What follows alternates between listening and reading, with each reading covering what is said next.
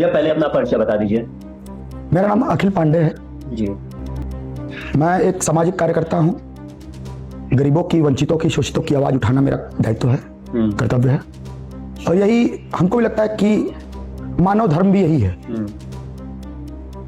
खुद के लिए जिया तो क्या जिया, है काम आदमी का औरों के काम आना। यूजीसी एक्ट पर आप क्या अपनी बात रखना चाह रहे हैं? क्या उसमें लागू होना चाहिए और क्या नहीं लागू होना चाहिए? क्योंकि देश में आप देख रहे हैं कोने कोने में काफी बवाल मचा हुआ है। स्वर समाज और फिर उसके बाद दलित समाज लागू कराने में और स्वर समाज उसको हटवाने में आपकी क्या राय है? आप क्या इस पे बात रखना चाहते हैं? देखिए, बड़ा अच्छा प्रश्न है। कई तार्किकों ने अपने अपने तरीके से इसका उत्तर दिया है। कुछ ने विरोध के रूप में, कुछ ने समर्थन के रूप में। लेकिन देखिए, हकीकत क्या है? यूजीसी बिल बनाया गया है महाविद्यालय और विश्वविद्यालयों के लिए। और महाविद्यालय और विश्वविद्यालय में आज तक, मैं भी छात्र हूं काशी हिंदू विश्वविद्यालय का, मेरे दृष्टि में आज तक नहीं आया कि कभी किसी भी जाति विशेष के संग, वर्ग विशेष के संग कभी कोई भेदभाव हुआ हो। कभी नहीं हुआ। आप उनको आरक्षण देते हैं, वो श्रवण उसको भी मानता था। आप जो श्रवण को पढ़ाए वही दलितों को भी पढ़ाया गया, वही शोषितों को भी पढ़ाया गया। लेकिन भेदभाव अब आप शुरुआत कर रहे हैं। अभी तक भेदभाव की शुरुआत नहीं थी, लेकिन हमको लगता है कि अब आपने स्ट्रेट ये बात बोल दिया कि आप श्रवण हो और आप SC/ST से बिलोंग करते हो। ये डिफरेंस यूजीसी बिल आने पर होगा, सुनिश्चित होगा। आरक्षण और विशेषाधिकार पर आप क्या बोलेंगे? देखिए, आरक्षण तो ठीक है। आरक्षण उस हर व्यक्ति को मिलना चाहिए जो उसके योग्य है। ठीक है, बाबा साहब ने लिखा है तो मैं उनको गलत तो नहीं कहूंगा क्योंकि बहुत विद्वान व्यक्ति थे। लेकिन आरक्षण में और विशेषाधिकार में अंतर यह है कि आप पूरा उठा के उनको एक तरह से कहिए मलाई दे रहे हैं कि हाँ, अब आप अपने पावर का यूज और मिसयूज दोनों कर सकते हो। और आरक्षण जो है वो तो आपको शिक्षा प्राप्त करने के लिए, नौकरी प्राप्त करने के लिए, आपको लोअर कैटेगरी से मिडिल कैटेगरी में लाने के लिए बनाया गया था। लेकिन अब समानता के अधिकार की परिभाषा यूजीसी एक्ट 2026 में क्या है, यह जानने के लिए मुझे और जानकारी चाहिए। जैसे कि आप देख रहे हैं कि लोगों का कहना है कि इसमें कोई समानता नहीं है। PhD करने वाले, जो हायर एजुकेशन करने वाले हमेशा आरोप लगाते हैं कि शिक्षक हमेशा अपनी जाति के लोगों को ही असिस्टेंट प्रोफेसर बनाते हैं। इस पर आप क्या राय देंगे, क्या बताएंगे आप? हमें तो ये चीज उचित नहीं लग रही है और शिक्षकों पे मैं कोई टिप्पणी भी नहीं कर सकता क्योंकि ये गुरु शिष्य परंपरा की बात है। किसी गुरु को कोई शिष्य अति प्रिय होता है और कोई शिष्य बहुत प्रिय नहीं होता। इस पे एक बात याद आई है हमारी, उसको आपको याद है? शिष्य बनने के लिए गुरु की आवश्यकता नहीं है। इसका सीधा जीता जागता उदाहरण एकलव्य है। एकलव्य ने सिर्फ गुरु द्रोणाचार्य को अपना गुरु माना था। न उनसे कभी मुलाकात थी और न तो उनसे कभी शिक्षा प्राप्त की थी। लेकिन एक अच्छा गुरु होने के लिए एक अच्छा शिष्य आपके पास होना अनिवार्य है। इसका जीता जागता उदाहरण गुरु द्रोणाचार्य ही है कि उनके पास अर्जुन जैसा शिष्य था, तब वो एक महान गुरु बने।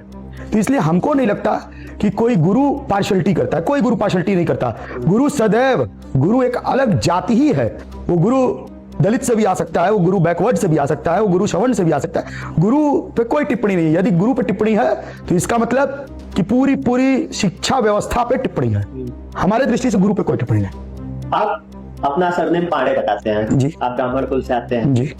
अम्बेडकरवादी और स्वर्ण विरोधी, ये दो एक दूसरे से हमेशा लड़ते झगड़ते हैं। आप हमेशा कहीं ना कहीं मोबाइल पर, अखबारों में, कहीं ना कहीं आप क्षेत्र में देखते ही होंगे। उस पर आप क्या अपनी बात रखना चाहेंगे? देखिए, अम्बेडकर वादी होना एक अलग विषय है और श्रवण विरोधी होना एक अलग विषय है। अम्बेडकर वादी का अर्थ यह है कि जो शिक्षित होगा, जो समृद्ध होगा, वो अम्बेडकरवादी होगा।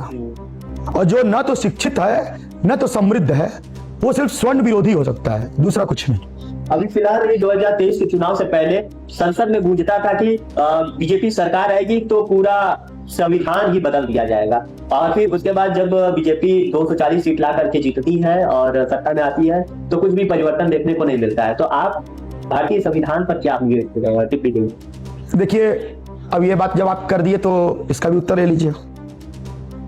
संविधान बदलने की बात जो जहां तक आप कर रहे हैं, ये जो बिल लाया जा रहा है मनमाने तौर से, ये क्या संविधान का बदलाव नहीं है?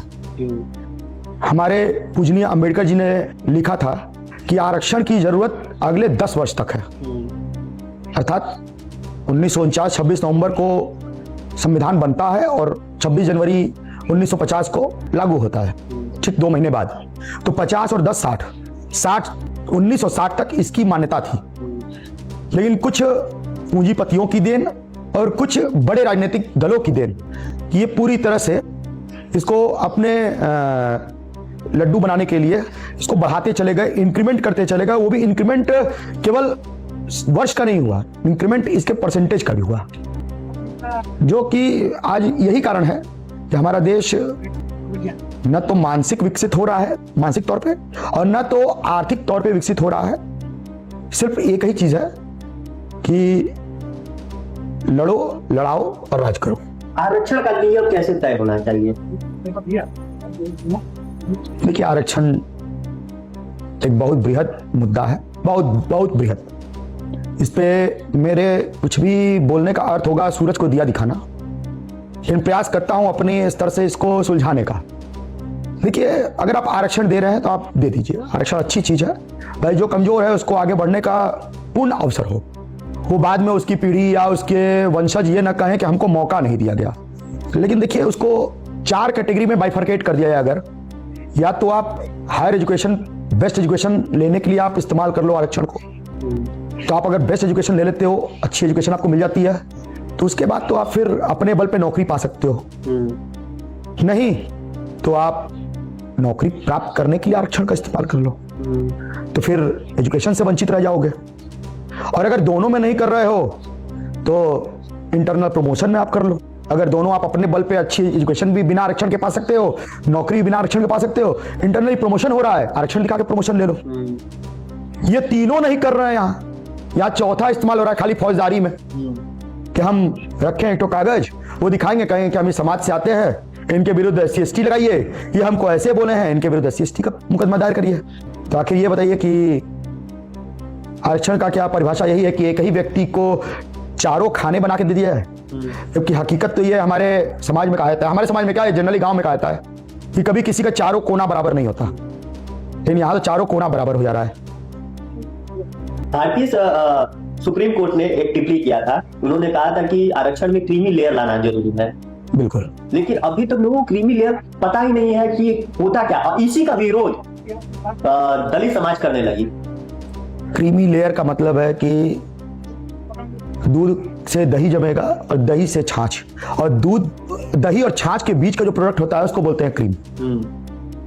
तो जब आज तक ये बताइए कि पिछले 75-70 वर्षों से आरक्षण दिया गया, इसमें जो क्रीमी है वो तो आरक्षण का इस्तेमाल करके कहीं ना कहीं किसी न किसी पद पर आसीन हो गए। उसके बाद भी अगर आप देखेंगे तो इनका न तो बौद्धिक विकास हुआ न आर्थिक विकास हुआ। कारण क्या है? क्योंकि सिर्फ इनके अंदर एक ही बात है कि हम आरक्षण से कुछ भी कर लेंगे, जबकि हकीकत यह है कि अगर आरक्षण न हो तो शायद हमको लगता है कि सफाई कर्मी भी बनना इनके लिए बहुत दूर हो जाएगा, क्योंकि ये अपने आप को क्रीम नहीं बनाना चाहते। ये सिर्फ अपने आप को जय भीम, जय अंबेडकर, जय काशीराम, सिर्फ इनके नारे को इस्तेमाल करेंगे। इनके नारे इस्तेमाल करने से इनके आचरण को इस्तेमाल नहीं कर पा रहे हैं। जबकि हकीकत है इस समाज में कि आप इनकी बुक को पढ़िए, इनके लाइंस को पढ़िए, सिर्फ इनके टैग को लेके और नीले रंग का गमछा लपेट के घूमने से हमको नहीं लगता कि आप अंबेडकरवादी हो जाएंगे। अंबेडकर एक महासागर हैं, उनकी तुलना हमको लगता है कि न आजादी के वक्त किसी भी विद्वानों में थी, न तो आने वाले किसी विद्वानों में होगी। बस फर्क है कि मेरी आप सबसे गुजारिश है कि हमारी बातों को अन्यथा मत लीजिए। आप अंबेडकर जी की लिखी हुई पुस्तकों को सिर्फ पढ़ना प्रारंभ कर दीजिए, आधे से अधिक समस्या आपकी यूं ही सॉल्व हो जाएंगी। आप बहुत बड़ी बात बोले हैं कि अगर आरक्षण ना हो तो सफाई कर्मी में भी भर्ती नहीं हो पाएगा। जी, काफी लोग सुनेंगे तो इसमें आप भी होंगे, कुछ समाज के लोग, लेकिन उनको ऐसा क्या करना चाहिए कि वो एक साइंटिस्ट, एक बड़े तबके वाला व्यक्ति बन जाए जो समाज और देश के लिए गर्व करने जैसा महसूस कराए? अच्छा ये बताइए कि मान लेते हैं, हो सकता है कि कुछ लोग हमारी बात का बुरा माने या हो सकता है विरोध भी हो, लेकिन यह हकीकत तो है ही। हम कह रहे हैं कि आरक्षण आप दे दीजिए, लेकिन क्या आज तक किसी प्रधानमंत्री या मुख्यमंत्री ने आरक्षण देने के बाद क्या कभी इस बात को कहा है कि बच्चों आप पढ़ाई भी करो, मेहनत भी करो, आप श्रवण की लड़ाई में दमदारी से सामने आओ भी? क्या आज तक कभी किसी ने कहा है? आखिर इसका भी तो विरोध होना चाहिए कि आप ये क्यों नहीं कहते हो कि मेहनत भी करना है? केवल आरक्षण से -40 पाने वाला नीट क्वालिफाई कर रहा है, डॉक्टर बनेगा, आखिर उससे हम तो इलाज नहीं कराने वाले, चाहे इसको आप विरोध मानिए या हमारी बौद्धिक क्षमता मानिए। जो एग्जाम में 1/3 प्राप्त नहीं करके -40 पा रहा है, वो हमारे शरीर के अंगों के संग क्या करेगा? वो वही -40 वाला स्थिति करेगा कि एक दिन भी आदमी जीना मुश्किल हो जाएगा, तुरंत गया आईसीयू में और तुरंत बाहर। आरक्षण का असली हकदार आपके समझ में क्या कौन हो सकता है? अब देखिए, ये बात तो कहेंगे तो हो सकता है इस पे भी टिप्पणी हो, लेकिन अपने स्तर से इसको बता दें। आरक्षण के लिए एक सर्वे करना कि जिसकी सबसे अधिक भूमिका देश में समाज सुधारक के रूप में हुई हो, देश में दान देने के लिए हुई हो, देश में आजादी की कुर्बानी में हुई हो, उसके आधार पर आरक्षण बांट दें, स्पष्ट हो जाएगा। एक बाबा साहब ने संविधान लिखा और उनके पूरे समाज को इकट्ठा आरक्षण दे दिया गया। ये बात सही है ना? जब ये बात सही है तो आखिर मंगल पांडे ने जिस क्रांति का प्रारंभ किया उसके वंशजों का क्या होगा? भगत सिंह ने जिस क्रांति में अपनी फांसी लगवा ली हंसते हंसते, उनके वंशजों का क्या होगा? अब्दुल कलाम आजाद, उनके वंशजों का क्या होगा? आखिर आरक्षण सिर्फ एक व्यक्ति को अगर देख के आप दे रहे हैं तो उनसे ही पूर्व में बहुत से लोगों ने अपने जान हंसते हंसते गंवाए हैं, और वो इसलिए गंवाए हैं कि आने वाली पीढ़ी हमारी सुरक्षित हो और एक शिक्षित राष्ट्र का निर्माण हो सके। आरक्षण की अगर हम बात करें तो जो दबे हुए समाज है, अभी भी आज भी आप जाएंगे गांव-गांव में तो दबे हुए समाज है, उसको कैसे उठाया जाए? क्योंकि उनके मन में यही बसा हुआ है कि हमें दबाया जा रहा है हर जगह, हमारे लोग नहीं है हर जगह, हम अधिकारी से लेकर के न्याय से लेकर के हम हर जगह से दबे हुए हैं। तो इस पर आप क्या बोलना चाहेंगे? अच्छा, ये बताइए, मान लीजिए दबाया जा रहा है, उनकी बातों को हम लोग सुन भी रहे हैं, विचार भी कर रहे हैं। 75 वर्षों से मिला आरक्षण से तो आप नहीं पनप पाए, और हर सरकारों ने अपने हिसाब से आरक्षण का प्रावधान बनाया, नहीं पनप पा रहे हो, और उसके बाद कह रहे हो कि दबाया जा रहा है। आखिर दबाने की परिभाषा क्या है? ऐसा कौन सा सवर्ण समाज का व्यक्ति है जो पिछले 75 वर्षों में किसी दलित का घर कब्जा किया हो या किसी दलित को काट के फेंक दिया हो? ऐसा कौन सा सवर्ण का व्यक्ति है? हमारी दृष्टि में तो नहीं है कोई। और सीधी सी बात कि अगर आपके अंदर टैलेंट है, आप क्वालिफाइड हैं, तो ब्रह्मा विष्णु महेश तो आपको दबा ही नहीं सकते। हम और आप क्या हैं?